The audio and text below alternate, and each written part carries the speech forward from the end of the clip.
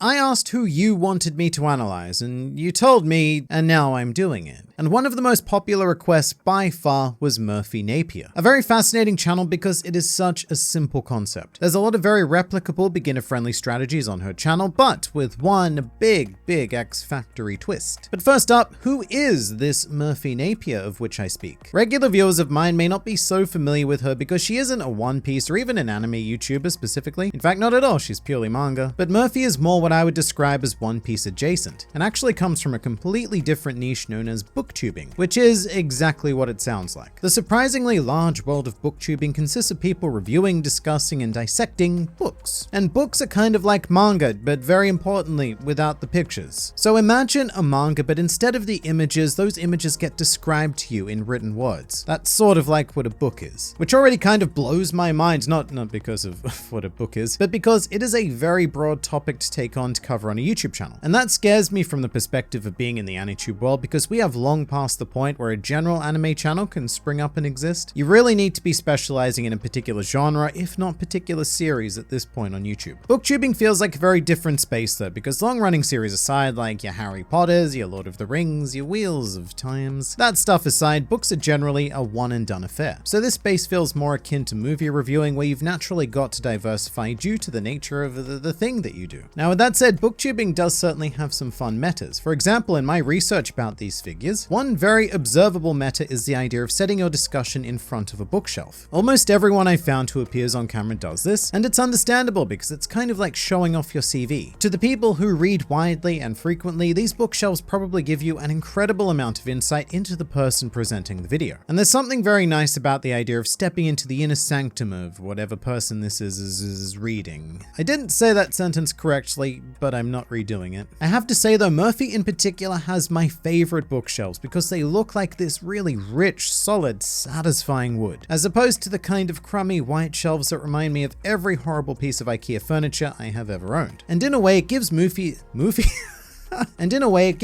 that extra boost of credibility, because the investment in these very lovely looking shelves is a tangible cue of quality and her passion for reading, because it shows the care that is taken when it comes to storage and display. It's one of those things that you didn't notice, but your brain did. But booktubers have a very intriguing option available to them, because you know what else is a book? Manga, which provides incredibly quick access to some massive fan bases that exist primarily outside of the booktubing niche. And I don't want to be that guy, but I am that guy. And the biggest and bestest choice by far is of course One Piece. Merphy Napier is a name known to me due to the fact that she started reviewing One Piece, which caused quite a sensation within the fanbase at large. Very importantly though, this is not the first time this has happened. The most notable example would be Totally Not Mark, who embarked on a similar review series of the manga, having never read One Piece before, and his series was met with stunning levels of success, as well as stunning levels of copyright claims from Toei Animation. And another, and look, I hesitate to call him a booktuber because he diversifies quite a bit. I think he's just more a fantasy in general. But Daniel Green also embarked on a One Piece review series that was picked up by our fan base, because that is the One Piece phenomenon. There is something so satisfying about watching someone go through this journey for the first time. It's like watching a reaction video, but with actual value. Because these people are very well spoken and can often put our feelings about One Piece into words a lot better than we can. And it's just amazing to see our fan base rally around these people and support them through that journey. However, I will say that this is probably a bit of a double-edged sword though, because especially in the case of Merphy, not a lot of those One Piece viewers are going to cross over into the more regular booktubing content. And that can send very awkward messages to YouTube, because when you've got one video taking in over 100,000 views and another video sitting right next to it in its 30s to 60s, it makes the algorithm question, hey,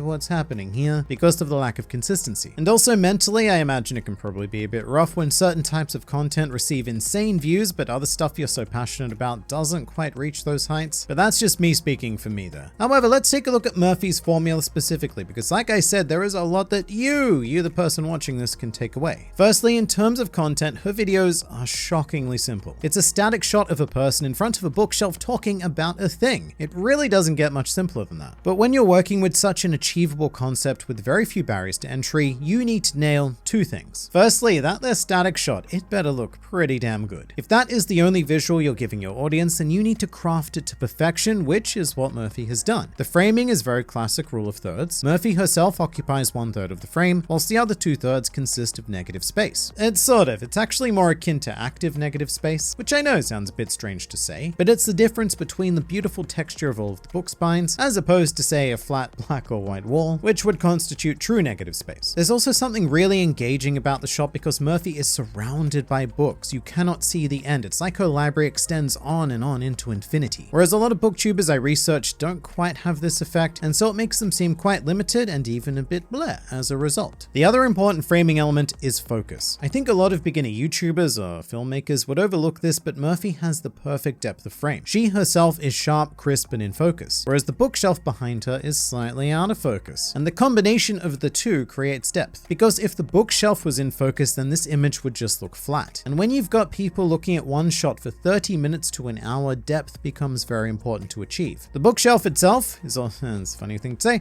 the bookshelf itself is also at a slight angle, which creates even more depth and a very dynamic image, because it feels like there is a lot more space to the left of the frame than there is to the right. It's kind of what I try to do with this channel actually. I have the camera pointing this way into the corner so that the room feels like it has more depth, because you're going to be looking at this for a while, so I guess it needs to be somewhat interesting. This is what I mean by perfecting simplicity though. Merphy makes this setup look unbelievably easy, but there are so many elements that need to be considered or else the shot would look incredibly average, potentially even, dare I say, bad. Anyone can do that though. It takes a lot of work and a lot of practice. However, Merphy's true X factor is Merphy. Booktubing is an innately personality-driven niche, much more than AniTubing in my opinion. And the key reason why our eye can linger on this shot for ever so many minutes is because of how wonderfully expressive Merphy is. The next time you watch her videos, or if I'm playing some B-roll of her right now, pay attention to her arms. They are responsible for conveying the lion's share of information here. Because Merphy's words are one thing, those words tell us what she's thinking, but her arms and her facial expressions tell us what she's feeling, if that makes sense. The vast majority of human communication is nonverbal, 55% or something, which makes arms and facial expressions very important. Which means that if you're sitting and standing and just talking into a camera without moving the rest of your body, then a viewer is less likely to take in what you're saying. And Merphy's nonverbal communication is the kind of thing that makes me envious, because I can't naturally express myself like that. I've got to do this, and I don't even know what this is. And another super important aspect is that Merphy expresses her opinions without ever feeling like she's talking down to the viewer, which is a huge problem that a lot of media reviewers, analysts, theorists, etc. have, including myself actually. I get comments quite frequently saying that I can sound quite elitist and even patronizing, and that's something that I've been slowly trying to identify and resolve, but Merphy has that on lock. At all times, the viewer is treated like an equal, almost like a friend just chatting to a very knowledgeable and passionate other friend. Now, as for wider content strategy, we've touched on this a bit, but there is some inconsistency when it comes to video length, which I imagine is because it's not really a primary concern for the channel. But for example, One Piece videos will frequently be over an hour long, whereas the regular book videos are more like 20 to 30 minutes, which just adds another barrier to entry for trying to convert audiences. One Piece fans are less likely to click the regular book videos because the length isn't the value proposition they're familiar with, and the regular book crowd may be less likely to click the One Piece videos for the same reason, because they're significantly longer than what they're used to. But in stark contrast to my usual comments on length, Merphy's One Piece videos being so long present their own strengths in this context, because it makes them feel valuable. Like there is a huge amount of content just encased in this single video thing.